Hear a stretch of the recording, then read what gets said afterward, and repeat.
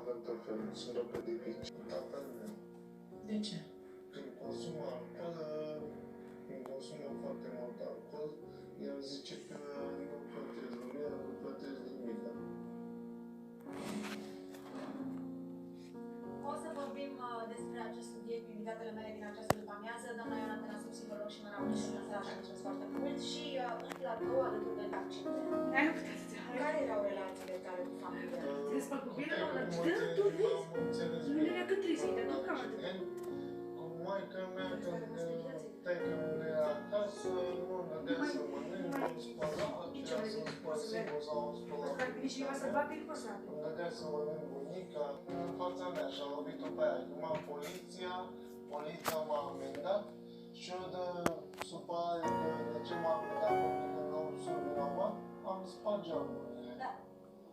De ce e conflictul ăsta după accident, după ce tu spui că ai contribuit cu această sumă să renovați casa? De la ce? Pasă, că lucrez 4 ore. Deci vreo... Am timp de muncă cu 4 ore.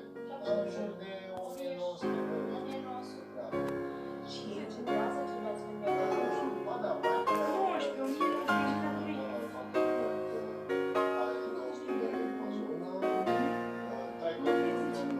Așa și el s-o 1900.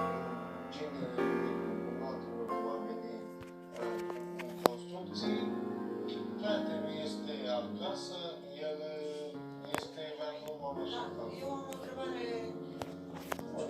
Cu atâția bani, că sunt o grămadă de bani, 65.000 de...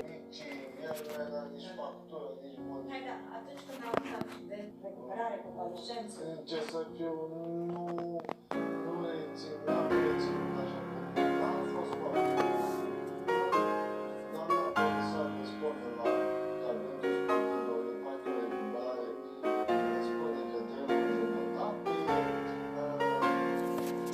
totuși mea care a avut grijă de mine în Italia, îmi spune că o lună și 3 săptămâni, vălul meu care a fost cu mine în momentul când s-a întâmplat accidentul, era în spatele meu cu o altă bicicletă și a văzut tot, mi-a spus că 3 ori jumătate, eu nu știu ce. eu altceva vreau să te întreb. Familia ta ți-a fost atunci alături? Cât am avut bani, da. După ce am avut, Când erai bolnav, am care mai în avut sensul bani, ăsta?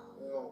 Când erai inconștient, în comă, în perioada asta. Păi nu, că am decât eu și cu tatăl meu la 4-5 zile sau mai târziu, nu știu exact. Mi-a spus o altă mătușă că s-a lăudat prin sat. A fost mort, Că a devenit da, peste noapte dar înviat. miliardar în euro. L-ați ținut aparatele și Da. Au un lei, bineînțeles, că Crezi că două mama milioane. te iubește? Nu simt asta, mi-a dat în fiecare zi. Să-mi obească curăția Că face cumva o să-ți facă acte pe casa. de la mine și așa, a fost ok.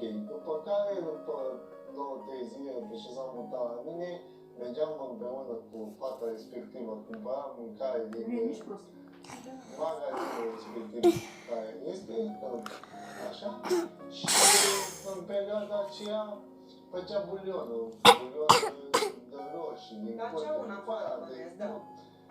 dădea pe mașină și punem găleți de lavabil de 20 de litri pe care gălea de lavabil. Și mi-a spus că scoteam mâncarea